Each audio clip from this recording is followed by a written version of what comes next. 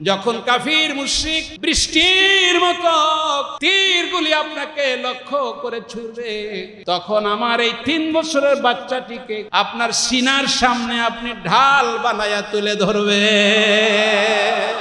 যুদ্ধ করবে না, তরবারি চালাবে না, আমি আনছি আমার বাচ্চাকে আপনার সিনার সামনে আপনি ঢাল বানায়া ধরবেন।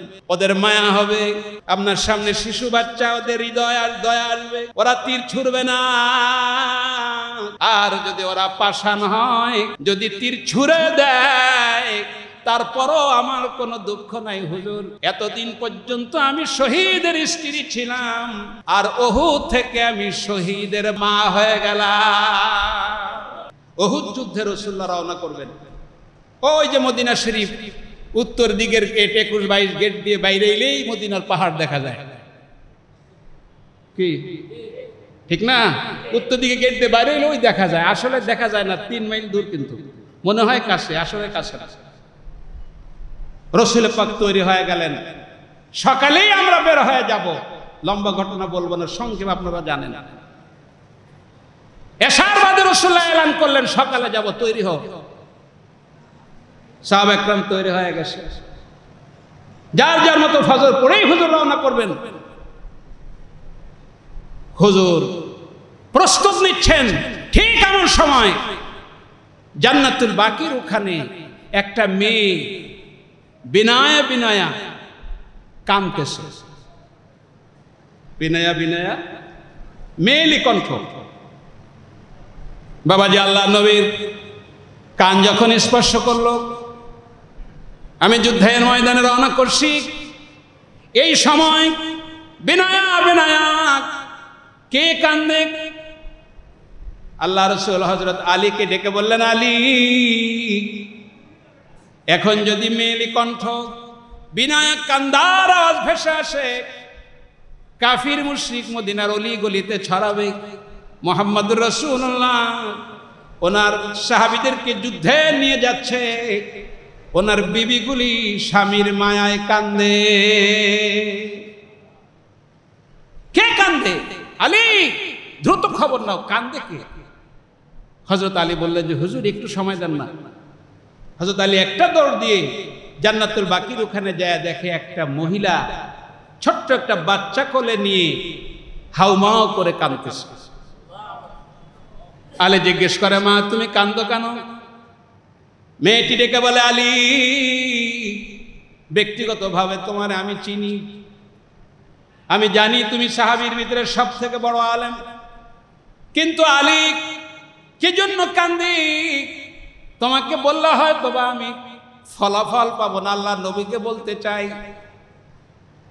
হযরত আলী ব্যাক করে হুজুরকে বললেন যে হুজুর, ছোট্ট একজন বাচ্চা একটা কোলে নিয়া ভিন্ন দেশি একটা মহিলা, এই দেশের মহিলা মনে হয় না, সে বিনয়া বিনয়া কাঁদতেছে, আপনার কাছে বলতে চায়।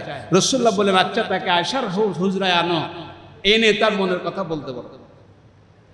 আয়েশা সিদ্দিকার হুজরাখানায় আনা হলো। রাসূলুল্লাহ ডেকে বলে, মা কি দুঃখ, তুমি কাঁদছো কেন? আমি রওনা করবো এখন। এখন যদি মেয়েলি কণ্ঠে কাদার আওয়াজ ভেসে আসে, কাফির মুশরিক অলিগুলিতে ছড়ায়া দিবে। মুহাম্মদ রাসূলুল্লাহ সাহাবীদেরকে নিয়ে যাচ্ছেন, এজন্য তার বিবিরা স্বামীর মায়ায় কান্দে। মেয়েটি বলে, আল্লাহ, এ আল্লাহ রাসূল, খোদার কসম, এজন্য আমি আসি নাই। আমি আসছি বদরের যুদ্ধ যেদিন হয়েছিল আপনাকে পাহারা দেওয়ার জন্য। আমার প্রাণের স্বামীকে আমি ওই দিন পাঠিয়ে দিয়েছিলাম, কারণ আমার বিশ্বাস আপনি যদি দুনিয়ায় বেঁচে থাকেন তাহলে আমরা ভালো থাকবো। আপনাকে পাহারা দেওয়ার জন্য আমার স্বামীকে বদরের ময়দানে আমি পাঠিয়েছিলাম। আমার বুক ভরা আশা ছিল আমার স্বামী বদর থেকে গাজী হয়ে আমার কোলে ফিরে আসবে, জিন্দেগি ভর আমি গৌরব নিয়ে চলবো, আমি একজন গাজীর স্ত্রী। কিন্তু ইয়া রাসূলুল্লাহ, আমার দুর্ভাগ্য, আমার স্বামীকে সেদিন বদরের ময়দানে পাঠানোর কারণে ওই যে বদরের ময়দানে যে 14 জন সাহাবী শাহাদাত বরণ করেছিল, ওই শাহাদাতের ভিতরে আমার সেদিন শহীদ। কোন দুঃখ আমার নাই, কোন অনুশোচনা নাই, আমার কোন গার্জিয়ান নাই, তাতে আমার কোন ব্যথা নাই। কিন্তু ইয়া রাসূলুল্লাহ, গতকাল শুনছি আপনি নাকি আজকে আবার উহুদের ময়দানে যাচ্ছেন। আমি ঘরে থাকতে পারি না, আমার হৃদয় বারবার ডাক দিচ্ছে। বদরে তো আমার স্বামীকে পাঠিয়েছিলাম, উহুদের ময়দানে হুজুরকে পাহারা দেওয়ার জন্য আমি কাকে পাঠাবো? হুজুর আমার কোনো সন্তান নাই, আমার ভাই নাই, আপনাকে পাহারা দিয়ে ঢাল বানানোর জন্য কাকে পাঠাবো? আমি কোনো মানুষ পাই না। হুজুর আমি আমার এই শিশু বাচ্চা 3 বছর বয়স, তাকে গোসল করায়া আতর লাগায়া আমি বাড়ি থেকে রওনা করে চলে আসছি। যদি আপনি মঞ্জুর করেন তাইলে আমার এই 3 বছরের বাচ্চাটিকে আপনার সঙ্গে উহুদের ময়দানে পাঠাতে চাই। রাসূলুল্লাহ বলে, মা 3 বছরের একটা বাচ্চা যুদ্ধের ময়দানে নিলে এটা তো আরো ঝামেলার কারণ হবে। এ কি যুদ্ধ করতে পারবে? কথা কয় না। আমাদের কোনো সাহায্য করতে পারবে? এই যুদ্ধের ময়দানে যে কি করবে? তো বাচ্চা মানুষ। মেয়েটি বলে, হুজুর আমি ভালো করে জানি। মহিলা বলে, হুজুর আমি ভালো করে জানি 3 বছরের বাচ্চা যুদ্ধ জানে না, সে আরো 2 জন মানুষ তাকে সহযোগিতা করা লাগবে আমি জানি, তারপরও আমি নিয়ে আসছি। এজন্য আপনি যখন উহুদের ময়দানে কাফিরদের মুখোমুখি যুদ্ধের তীরন্দাজগুলি যখন প্রস্তুত হয়, তারা টার্গেট করবে আপনাকে দুনিয়া থেকে বিদায় করে দেওয়ার জন্য, আমি বাচ্চাকে এই নিয়েতে গোসল দিয়া আতর গোলাপ লাগায় নিয়ে আসছি। যখন কাফির মুশরিক বৃষ্টির মতো তীরগুলি আপনাকে লক্ষ্য করে ছুড়বে, তখন আমার এই 3 বছরের বাচ্চাটিকে আপনার সিনার সামনে আপনি ঢাল বানায়া তুলে ধরবে।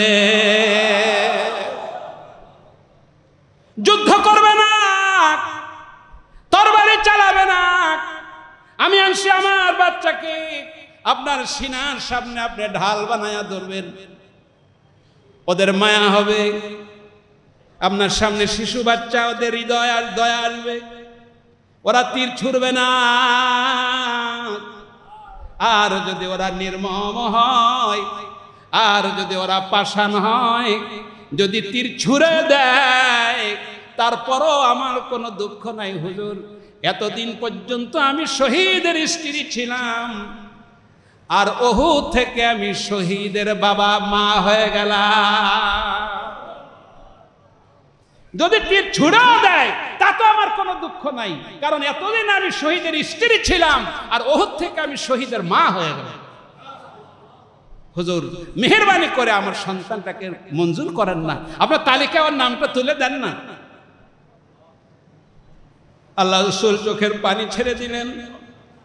কিতাবে লিখছে হুজুরের চোখ দিয়ে পানি ঝরছে। সে মেয়েটিকে লক্ষ্য করে বললেন, মা তোমার সন্তানকে যুদ্ধে দেওয়া লাগবে না, তোমাকেও যেতে হবে না।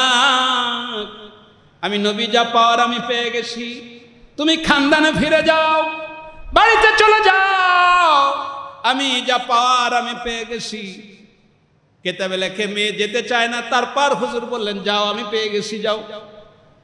মেয়েটি যখন চলতে শুরু করছে, আল্লাহ রাসূল আয়েশাকে ডেকে বলে, আয়েশা আমি উহুদে চলে যাচ্ছি, তোমার একটা সংবাদ জানায়া যায়, এই দুনিয়াতে বসে যদি কোনো জান্নাতি রমণী আয়েশা তুমি দেখতে চাও, আমি মুহাম্মদ রাসূলুল্লাহ সাক্ষী দিচ্ছি, ওই বাচ্চা কোলে যে মেয়েটা যাচ্ছে, আমি নবী সাক্ষী দেই ওই মেয়েটি জান্নাতি মহিলা। তুই যদি জান্নাতে কোনো মেয়ে দেখতে চাও আয়েশা, তাহলে এই মেয়েটার দিকে তাকায় দেখো, জান্নাতি মহিলা। বাবা যে হুব্বুর রাসূল মিনাল ঈমান, ইমাম বুখারী বলছে হুব্বুর রাসূল মিনাল ঈমান, রাসূল পাকের প্রেম ভালোবাসার নাম হইল ঈমান।